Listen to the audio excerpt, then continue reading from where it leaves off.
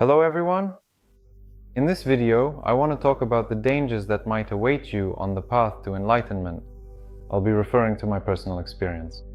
Let me start by saying that probably no sane person in their right mind would want to reach enlightenment. If they understood what it really is, they would never want to go there, because it means the complete erasure of oneself. The erasure of the one who wants to pursue enlightenment, who wants to move forward, the one who experiences different emotions, who lives this vibrant life. Sometimes it's negative, sometimes positive, but overall it's life, it's some kind of movement. Enlightenment, on the other hand, is a complete stop of everything. In this video, I won't be describing the positive aspects. You already know all about them. Many people want to experience unity as a one-time event, to be in bliss for a while.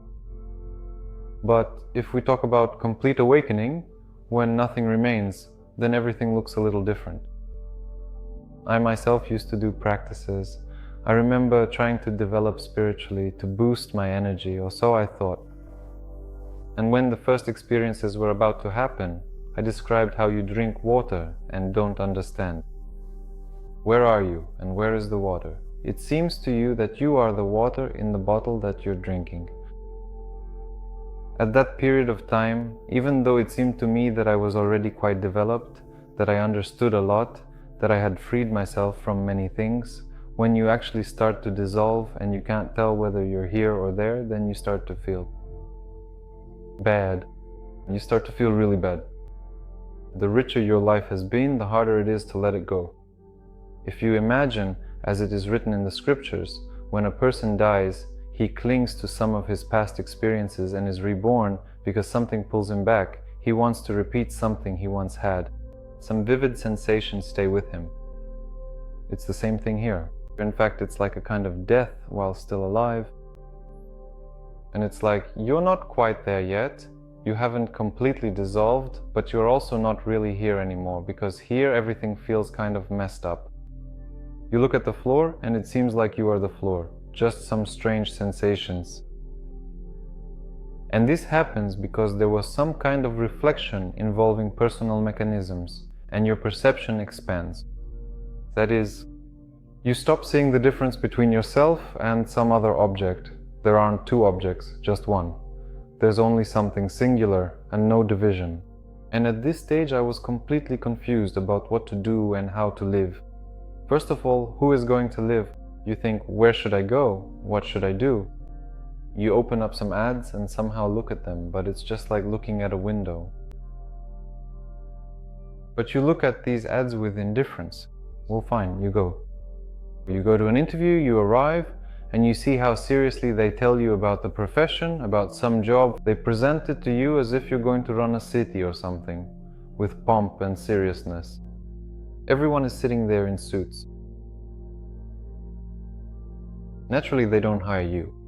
When they start talking to you, you don't see any meaning in the conversation or in what the person actually does or in what the company does. And in the end, you just go for the simplest jobs, the most basic vacancies. You start doing something very simple, and you often don't understand why you should even get out of bed today. You get up, wander around a bit, go to work, come back, and somehow the day has passed, and that's that. The best moment is in the evening, when you don't owe anything to anyone anymore. You're on the subway somewhere, riding along, looking at your reflection in the window across from you, and you can't even tell if that's really you who's sitting there, who's being reflected. There's no identification of yourself with the reflection, something like that. The whole feels broader than your body, and in that you're moving somewhere, but why or for what reason, it's absolutely unclear, and there's no one to ask. You can go to a satsang, listen, get some strange questions and equally strange answers, but there's no specifics. All that's left is nostalgia. You walk down the street and think, I used to walk here before and could smell the scent of spring. I had some emotions. I felt good. I would go into some little shop, for example, to buy myself a yogurt. I existed. There were feelings, but now they're gone. So what's there now? Now there's nothing, just complete neutrality. Whether you go buy yogurt, whether it rains, whether the sun shines and you feel hot, there's no scent of spring, it doesn't matter. It's a period when everything just fades away. I walk into the forest near my house and I don't feel anything. That's when I started to wonder, why do all these ascetics and seekers of enlightenment go off to the forests if in this state there's really no difference where you are?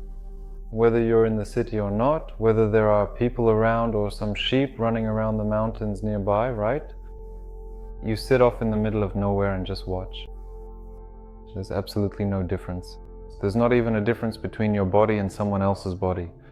If you sit like this somewhere in a room and someone is walking around, you zone out and you stop distinguishing that person. You can't tell their body from your own. It just doesn't matter. It's simply a shared space, some kind of common environment that you feel yourself in. I wouldn't want to give it some kind of mystical undertone that gets layered on top of it. Yes, it's a very deep, intimate experience, a complex one. But at the same time, as soon as you try to explain it, there's already an evaluation like, well, I am all of this. No, you're not all of this. First and foremost, you are your perception. What remains is your perception, and it changes. Roughly speaking, you used to see the world like this, as if through a spyglass. Then it widened a bit like binoculars. Then like this. To the size of a room, wherever you look, that's all you. And then all the boundaries disappear completely, and you just sit there not understanding what you're supposed to do in this life. And the only thing that remains is the present moment. You go outside and look at the sky. Some people have tears in their eyes. I didn't have tears, but there was love and some completely new sensations, ones I'd never felt before. At first, I couldn't even describe them, because I'd never experienced anything like that. You'd never felt that from anyone, even though I have a pretty well-developed sense of empathy and could feel what someone else was going through. I had never felt anything like this anywhere before. You just look up somewhere above and you get overwhelmed with bliss. But it's a very subtle experience. And then nostalgia comes over you again. You think, oh, back then I was hanging out with the guys and those were such raw, awesome feelings. And at the same time, you realize that you spent an hour or two or an evening, and then your life starts up again. It's like watching an interesting movie. It's like you got distracted, everything was great for one evening, but in the morning, that's it. You have to live your life. You can't just sit on the bench with the guys every day non-stop. Your life starts up again. But what is your life? Your life is a collection of certain feelings. And you get broken over each one of them. The cooler your time was on that bench, the more you'll worry and cling to it. You won't want to let go. There will always be this kind of duality.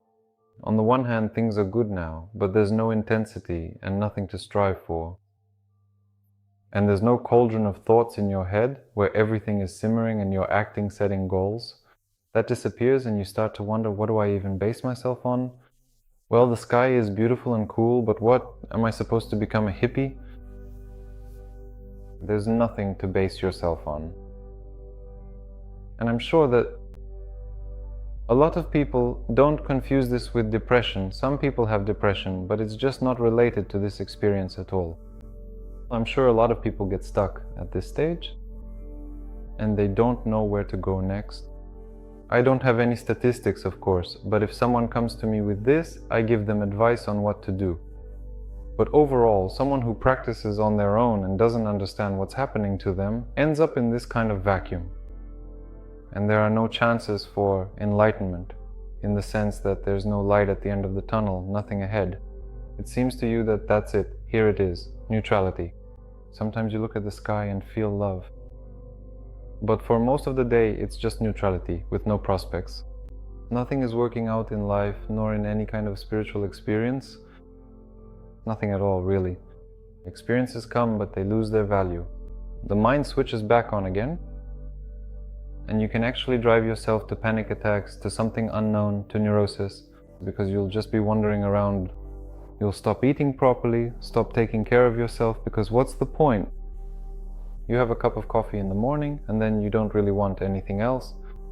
That's how I was. I didn't have breakfast, went out, had coffee with ice cream, and spent the whole day like that. But that's not right. Your body isn't ready for that kind of turn of events. So you stop really feeling it. It doesn't bother you anymore. But it's still susceptible to illnesses, and you still need to take care of it. Take your daily vitamins, eat properly and nutritiously, wash it thoroughly, and so on and so forth. And then, at some unexpected point in your life, it truly hits you so incredibly hard that you just simply say to yourself, fine, let absolutely everything be exactly as it will be. I'll just work at the dumbest, most unfulfilling job imaginable, one that I genuinely don't like at all. I'll just show up every single day and merely exist. And that's better than suffering. Because the whole path mostly comes from suffering. Otherwise, why would you want to dissolve yourself? Why would you want to change your life?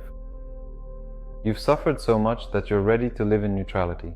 And at some point you accept this neutrality. Without a single hope for any kind of light at the end. Not a single one, no. If you still have hope, then you won't be able to move forward. If you believe that, say Dmitri said that a flower will bloom on the foundation of neutrality, maybe it will bloom or maybe it won't.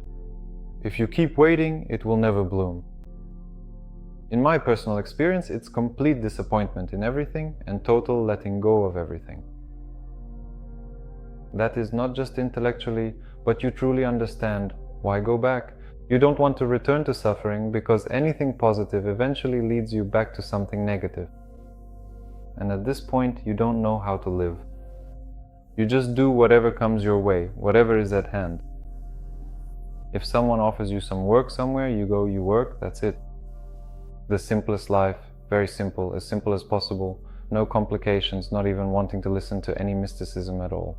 I just don't feel like talking about it. No faith, you don't believe in anything. What is there to believe in if there's nothing at all and you don't even exist? You don't believe anyone, you don't trust anyone, because what is trust anyway? It's just expecting something from a person. It all just becomes indifferent. You love people, and in this simple experience, you are basically well disposed toward everyone. You just go and do things, not because someone owes you something, not because you trusted them or anything like that. Of course, some things might upset you, but overall it's this total acceptance, total nothingness. And I'll repeat myself here, that this is most likely, a large percentage of people veer off to the side and just remain in this nothingness. But you need to keep moving forward. You need to keep moving forward, and it's not a given that you'll figure it all out. It's not a given that you have enough experience or a flexible enough mind. Why am I saying all this? I'm saying that you shouldn't strive for enlightenment while forgetting about everything else in the world. You need to be healthy, physically as well, right? It's essential to eat properly, get the right checkups, and take care of yourself and your body.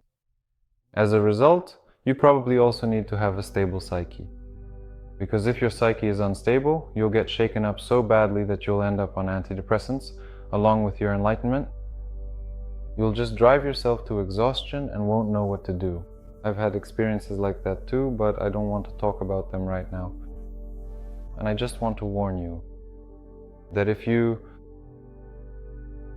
go straight into hardcore mode, start spending 5 hours a day just thinking about enlightenment, you won't reach any enlightenment. You'll end up somewhere, but not there. You'll get registered at a psychiatric clinic. That's a very likely outcome of such enlightenment. That's why everything should be done in moderation, little by little, consistently. If something starts to hurt, if something feels wrong, if you feel some kind of fear, consult someone or just don't practice for now.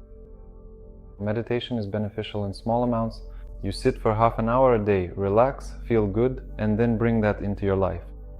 And so, step by step, gradually, you come to some more global and sacred experiences. There's no other way. You don't need to force yourself, you don't need to experiment on yourself. Life already exists, and every day it experiments on us. I'll wrap up this video here. I think the message is clear. If you still have questions, write them in the comments. Join the live streams on Telegram. The link is below the video. That's all. Goodbye, everyone.